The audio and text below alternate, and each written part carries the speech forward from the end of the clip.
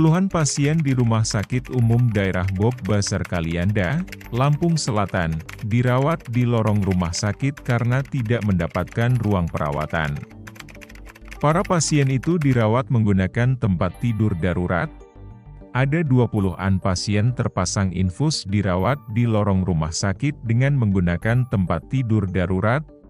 Seorang keluarga pasien, Daria, saat ditemui di RSUD Bob Bazar menuturkan, ia mengantarkan saudaranya berobat di RSUD Bob Bazar karena mengalami diare. Saat tiba di RSUD Bob Bazar, semua ruang perawatan sudah penuh pasien. Namun, karena saudaranya harus mendapatkan perawatan sehingga terpaksa menjalani perawatan di lorong rumah sakit. Jadi kita nggak kebagian kamar, karena kamar-kamar sudah penuh semua. Terus kemarin kata perawat apa? Kok bisa? Ya memang katanya siap apa enggak gitu, memang nggak bisa kebagian kamar. Ya kami menerima, harus menerima. Ya katanya belum dapat kamar, jadi harus di sini dulu sementara, nanti dipindah ke kamar. Terus perawatannya dari bagus? Ada kendala nggak selama waktu tidur semalam? Nggak ada. Enak aja ya? Enak aja. Terus udah ada perubahan? Ada.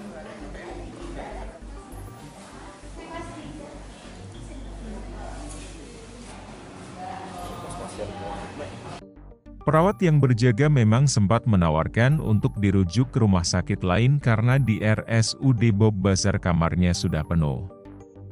Namun kami tetap minta dirawat di sini sampai akhirnya dirawat di lorong ini, ucap Daria.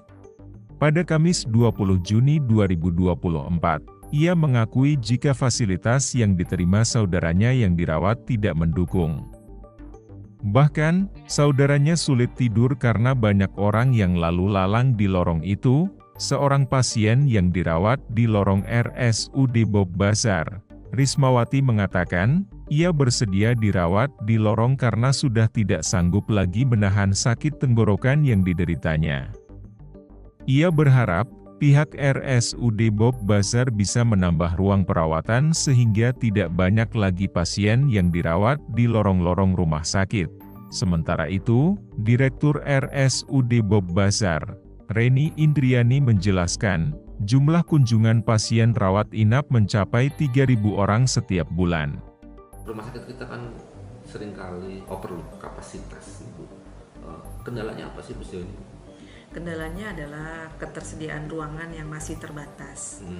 Harusnya untuk pengembangannya rumah sakit kita harus bertambah tempat tidurnya supaya pasien yang datang ke sini mendapatkan ruang perawatan. Jadi tidak di ruang transit nunggu ruang perawatan, terus kalau ada rujukan masih nunggu lagi kita terima. Jadi harapan saya semua yang datang ke sini bisa terlayani. Sekarang kita punya berapa ruangan, Bu? Kalau ruangan ada 11 ruangan, ada ruangan VIP, kelas 1, kelas 2, dan kelas 3. Berapa kamar? Kamarnya, kalau kamar ya, kalau kelas VIP ada 10, kelas 1 itu ada yang di depan ada 8, yang di depan lagi juga ada 8, jadi 16. Kelas 2-nya ada kurang lebih satu kamar itu kelas 2 ada yang 5 dan ada yang 4 tempat tidur, jadi kurang lebih kelas 2 itu ada 30. Yang paling banyak adalah kelas 3. Total 244. 244. Nah, dengan kapasitas ini kebutuhan kita berapa, Bu, harusnya?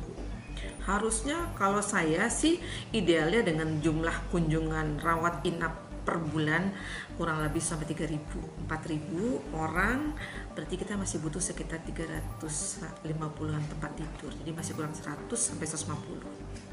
Bu, dengan jika ada over kapasitas, terus pasien ditaruh di palbet, misalkan, ini sering ada komplain nggak, Bu, dari keluarga pasien? Iya, sering. Dan memang saya juga melihatnya kurang manusiawi ya.